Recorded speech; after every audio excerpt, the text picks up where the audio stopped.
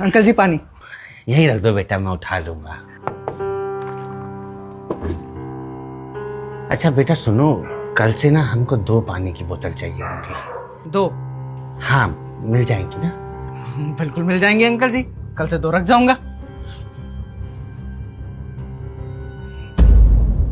माता जी दोनों पानी की बोतल रख दी है, और ये पिछले महीने का हिसाब अंकल जी को दे देना, 40 बोतलें लगी थी। ठीक है बेटा, मैं उनसे कह के 1-2 दिन में तुम्हारा हिसाब करा दूंगी। ठीक है।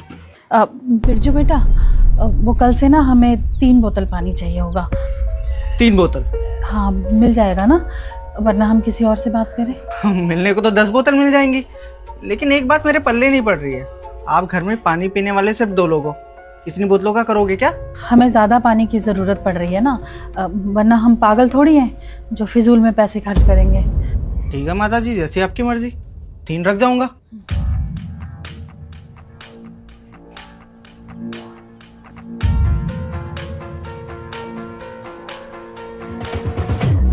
अंकल जी आपका पानी रख दिया। ये लो बेटा, तुम्हारे पिछले महीने की 40 बोतल के हिसाब से 800 रुपया है, गिन लो इसको। अरे कोई बात नहीं अंकल जी, आपने गिन के ही दिए होंगे। वैसे अब पानी कम तो नहीं पड़ रहा? अरे हाँ हाँ बेटा, वो कल से ना 3 की जगह 5 बोतलें चाहिए होंगी। 5 बोतल रोजाना? अरे अंकल जी, इतना पानी तो बड़े बड़े परिवारों और ऑफिसों में खर्च नहीं होता।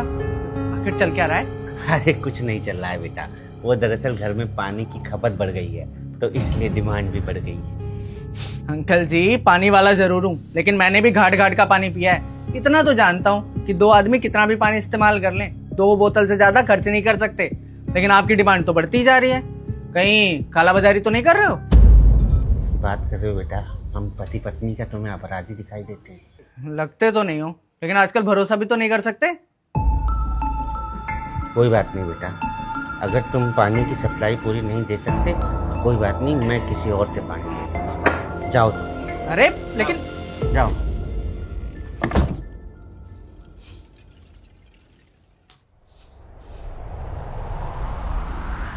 हेलो। हाँ जी अंकल जी, क्या ड्रामा लगा रखा है ये? तुम्हारी शिकायत लेके आया ये?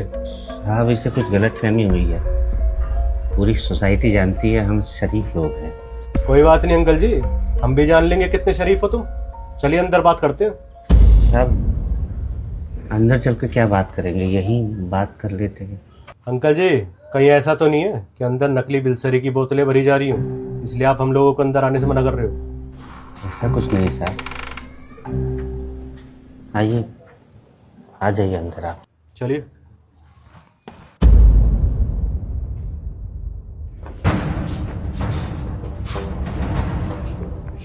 ये क्या कर रहे हो माता जी? पुलिस हमारे यहाँ कोई क्राइम नहीं कर रही है, कांजी वड़े बना रही है मार्केट में बेचने के लिए। लेकिन आप लोगों को काम करने की क्या जरूरत पड़ गई? आपका बेटा तो विदेश में नौकरी करता है, अच्छा खासा पैसे भेजता होगा। हमारा बेटा अगर इतना ही लायक होता तो हमें आज ये दिन ना देखना पड़ता। वो तो विदेश जाके विदेशी ही हो गया। छोड़ो लाजवंती, जो कपूत हमारा हुआ ही नहीं उसके बारे में क्या बात करना। पिछले 6 महीने से उसने हमसे बातें करना, पैसे भेजना सब बंद कर दिया है, और सुना है कि किसी गोरी मैम से शादी भी कर ली। खैर उसके कर्म उसके साथ, हम पति पत्नी को तो अपने बारे में सोचना ही था ना। किसी के आगे हाथ फैलाने, उधार मांगने, भीख मांगने या घर बेचकर खर्चा चलाने के बजाय हमने अपना काम शुरू करने की सोची। लाजवंती शुरू से ही बहुत अच्छे कांजी वड़े बनाती थी, इसीलिए हमने उसी से शुरुआत की। सर, हमने पहले दिन 1 बोतल पानी के कांजी वड़े बनाए और अपने नौकर मंगल के हाथों स्कूल के आगे बिकवाए। पहले ही दिन हमारे कांजी वड़े स्कूल के बच्चों और आने जाने वालों को इतने पसंद आए कि हमें अगले ही दिन क्वांटिटी डबल करनी पड़ी।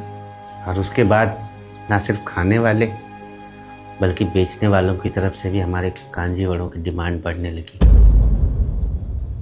और इसीलिए हम बिरजू से पानी की डिमांड बढ़वा रहे थे, कोई गलत काम करने या अपराध करने के लिए नहीं।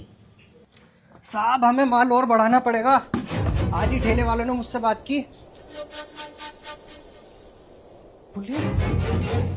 डरो मत, मैं आप लोगों को परेशान करने के लिए नहीं, सिर्फ तहकीकात करने आया था। सर आप ही बताइए, क्या मेहनत करके खाना कमाना कोई अपराध है? नहीं माता जी, आपने बिल्कुल भी गलत नहीं किया, बल्कि मैं तो आप लोगों से माफ़ी मांगना चाहता हूँ कि मैंने आप लोगों पे शक किया बिना सच्चाई जाने। बल्कि आप लोग तो मिसाल हैं उन लाखों करोड़ों लोगों के लिए जो कि बेरोजगारी का रोना रोते हैं। मुझे भी माफ़ कर दीजिए। कल से मैं 5-10 क्या जितना आप लोग बोलोगे उतनी पानी की बोतल रख जाऊंगा। आप लोग अपना काम करिए। चल।